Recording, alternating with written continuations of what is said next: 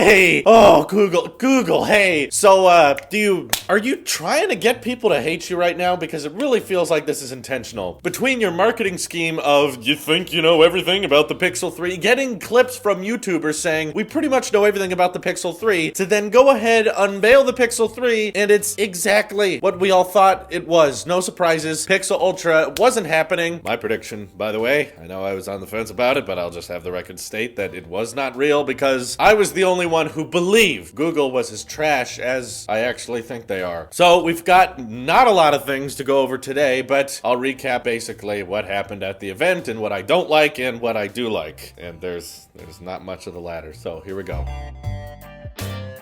Big ol' fat, thick notch. Yes, it's real. The Pixel 3 XL has a notch, and worse than I thought Google could not have done this decision. They'll probably do it later because the public outcry is going to be so angry about this. There's no way to turn off the notch in the settings. From what we can see from Marquez's video and from Google's event, if you want to erase the notch, you just can't. You have to embrace it. It's like an iPhone 10 except way worse because the notch is deep and thick and confusing because it has a giant chin. It's not like they removed the bottom bezel like Apple was able to figure out on the iPhone 10, and now they're able to sell at $750 with the 10R, which I just realized is cheaper than every Pixel phone this year. That's funny. So we got the Pixel 3 and the 3 XL. You knew this. Starting price of the Pixel 3 is $800. Luckily, not as bad as we thought it was going to be, but not too great either. It could have been a lot better. A lot of people were predicting it would be more in the $700 range. By $700, they meant $799. And coming from last year's Pixel 2, this is a whole $150 price raise for the starting price. So overall, I think that's kind of crappy because the regular Pixel 3, while it doesn't have a notch, is kind of old-fashioned looking. Fairly large forehead, fairly large chin, no attempt to be bezel-less there, but still paying top dollar because of pure Android. That's about it. That's going to be your argument. So they've added a few software exclusives to the Pixel 3 that they could very easily add. It's not a CPU problem, but they could very easily add to the older Pixels, but they're not going to because they want you to buy this one. So things like flip to shush, which just means that when the screen's facing down, your phone's put into do not disturb mode. Woo, saving time. Woo. And also now Google is introducing voicemail. I mean, the Google Assistant will now answer your phone calls and then transcribe them so that you can read what the phone call's about. Sort of like in iOS when you go to your voicemail, iOS dictates it for you and reads it out. This has been out for a long time, by the way. I love how they were like, this phone answers your phone calls. It's like Google. Voicemail's been a thing for decades. This is like slightly different. Now instead of live dictation in the voicemail app, you can watch it live. I wish it could just automatically hear that it's a scam call and then just not alert you that there's a phone call coming in, but I don't know, control to the user. They introduced a lot of new camera features, but a lot of which are going to be available on the Pixel 2 and the original Pixel via software updates later, so that's why I'd suggest not holding out your money for a Pixel 3 because pretty much all the new stuff when it comes to the camera will be available via software update to the older phones later, which Google did not lower the price of the regular Pixel 2, but they did lower the price of the Pixel 2 XL to now $700, which is a whole $100 cheaper than the Pixel 3. So features like super zoom, which mean that they use AI to kind of get you a better looking image when you zoom in, because Google is very adamant that they will not add a dual camera to the rear of the device. They added one to the front though, so I guess last year when they were like, dual camera, no need, they weren't thinking about this year's design. Once again, shooting themselves in the foot, because apparently having different focal lengths where you can take pictures at different zooms and having separate lenses for that is kind of helpful. Oh, so you acknowledge that, Google. So do you think maybe like OnePlus, you know, a budget phone, you could add a second lens so that maybe telephoto shots look a little bit nope, we're gonna use the same technology astronomers use to look at Mars. Right, because that's somehow easier and better look at. Well, Marquez said it doesn't look quite as good as a telephoto lens, but it helps. Cameras must have not been too big of an upgrade because this is the first Pixel event they did not talk about DxOMark. I'm fine with that because I don't really care about DxOMark. It's just funny to me because the last 2 years, Google always brings up that they have the best DxOMark score. Check out the DxOMark score we got this year. It's great, it's great, it's great. And now suddenly they don't want to talk about that anymore. Now they're like, the camera.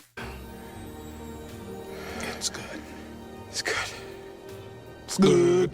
Yeah, people, professional photographers actually took pictures with the Pixel and put them on the front of magazines. Kind of like what Apple showed off with the iPhone keynote last month. Don't think about that. A lot of Apple duplication during this keynote, except everyone is bad at presenting. Seriously, Lisa, you look like a nice person, but you really gotta put it together when you come up on stage. For one, it wasn't that big of a crowd, but a lot of this crew could not keep their crap together. They kept stumbling over words. They made things look unbelievably fake by having the Google Assistant respond before the guy was done talking. So everything felt very, very staged from then on out. And surprisingly, not a very informative keynote. For one, it was incredibly short. An hour and 10 minutes typically is not a very long keynote. And they did things like not tell us about any of the new CPUs in anything. Like the Pixel Slate tablet, which is the Pixel book that they made cheaper by selling the keyboard separately. Not a terrible idea, but Marquez had firsthand impressions with the Pixel Slate and it looked unbelievably laggy, which reminded me back to my Pixel book days. $200 for an external keyboard on that Pixel Slate. I think that's too much. To be fair, I think the Apple Smart Keyboard is too much, but Google now sells an external keyboard for even more than that. So I think it's kind of ridiculous. I'm glad that it's cheaper. Instead of starting at $1,000 for Chrome OS experience, you can now start at $600. That's definitely more reasonable, but they don't tell you about the Snapdragon chips in them. It seems like the Pixel Slate is only available in one blue color. Hopefully they change that. And they didn't even tell you what the Pixel 3 XL costed during the event. You had to go look it up later. That's kind of a good way to handle pricing, right? If you're embarrassed that your product costs $900, just don't tell them. Just don't bring it up. Just be like, the Pixel 3 starts at $800 and we gotta go. They didn't want to talk about the new Snapdragon chips because I don't blame them. You know, it's not that exciting. There's really not much to be hyped about. It's a Snapdragon 845. It's in Poco phones these days. So don't expect a huge boost in the performance area. What they did want to talk about though is their new security chip called Titan. Why do they talk about Titan? What's the name Titan for? It's such a Google thing to do, to just be like, this is an advanced security chip to keep everything secure. That's it. That's all we're gonna tell you. It's a secure chip. It's like, right, okay. Didn't you just have like a huge security flaw revealed in Google Plus and you decided to shut it down because of how major it was? Let's talk about the Google Home Hub. Google Home Hub is probably the best thing they announced today, actually. $150, and it gives you a nice little display that shows your information as you're talking to the Google Assistant, which of all the things they unveiled today, I think that's the one that's the most fine. It's only $150, so it's not like you have much to lose. The speakers on it, I'm sure, are decent, and it's able to, you know, play YouTube videos, show you the weather, and really help with that cooking. It feels like every company these days wants to make an assistant that helps you cook. That's like everyone's target demographic is, let's help people cook more often, but also make reservations. If you don't want to cook and you want to meet at a restaurant, it's fine. I'm not complaining about the Home Hub. It looks decent and comes in 4 colors. I'm sure it'll complement the rest of the Google Home ecosystem very nicely. They give you a nice little dashboard to change the things in your home, but at the end of the day, I still feel like smart home appliances are kind of gimmicky and a little pricey for everyday people, but still, $150 for like a tablet on a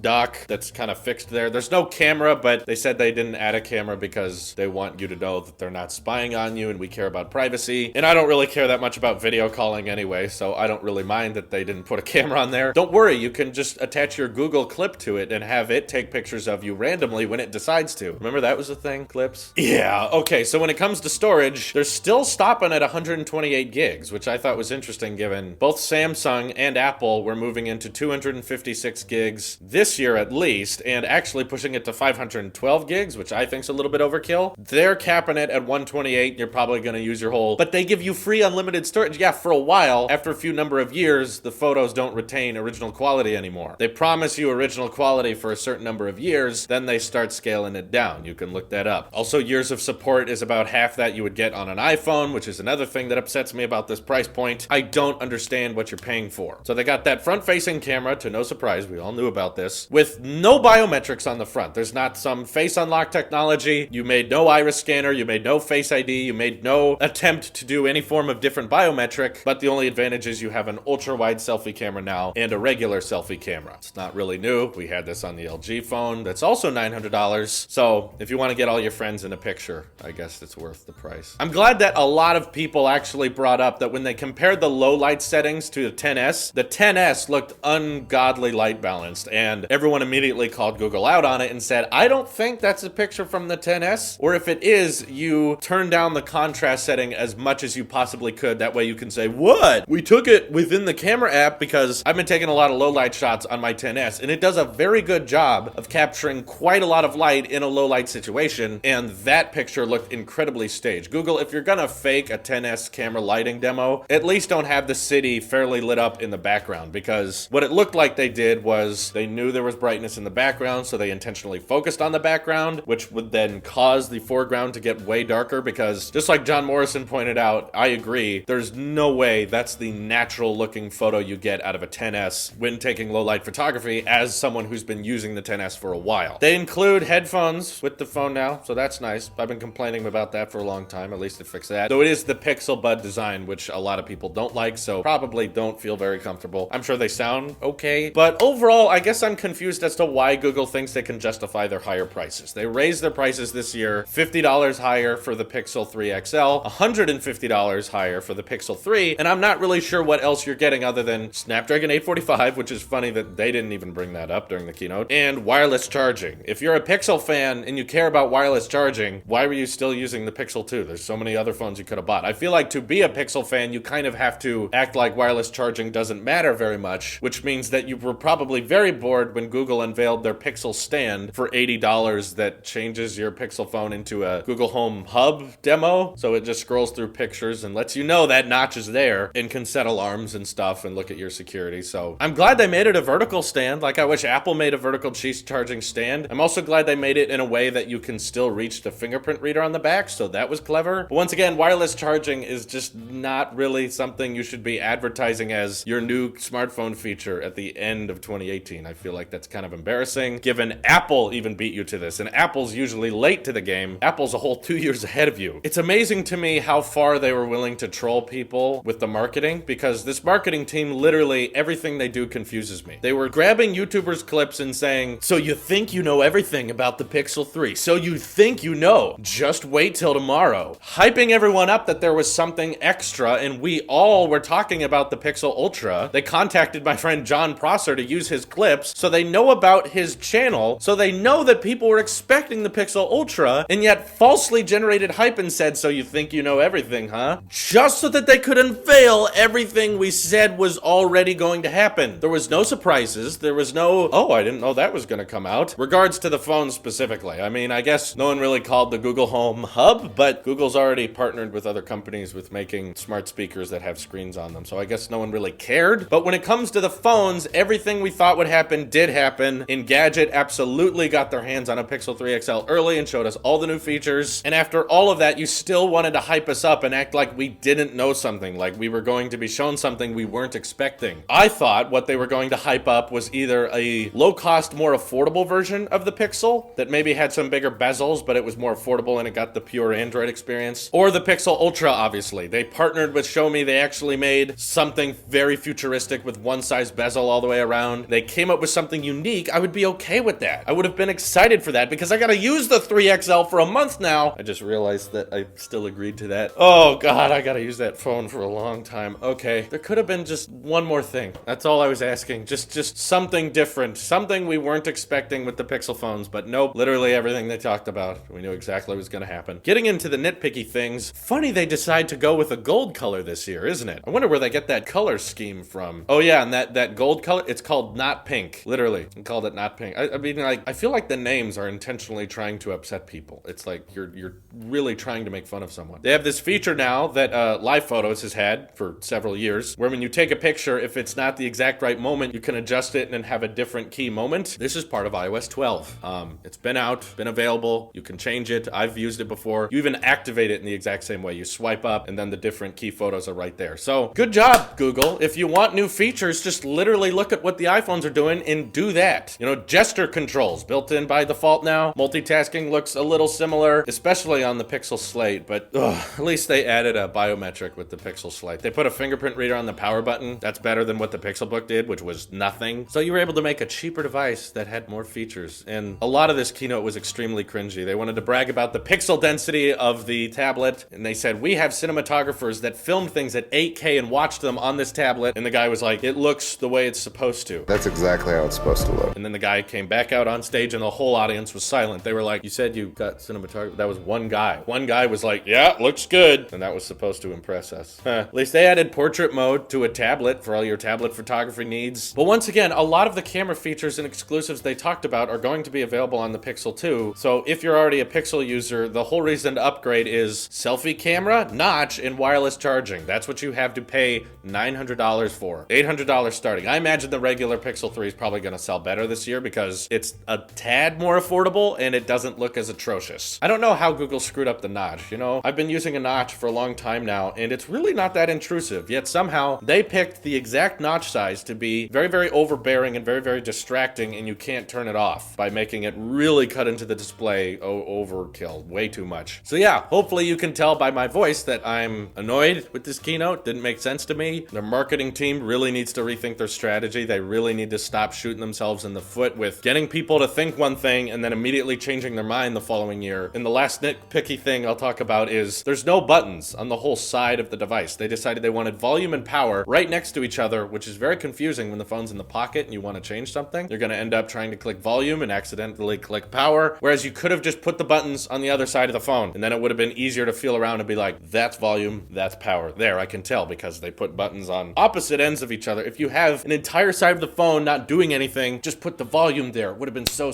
anyway, everything about the Pixel bugs me. I'm not going to enjoy this phone at all. If you like the Pixel 3, please tell me why, because I'm genuinely curious down in the comments below. This is your Apple Sheep here. I'll see you in the next one.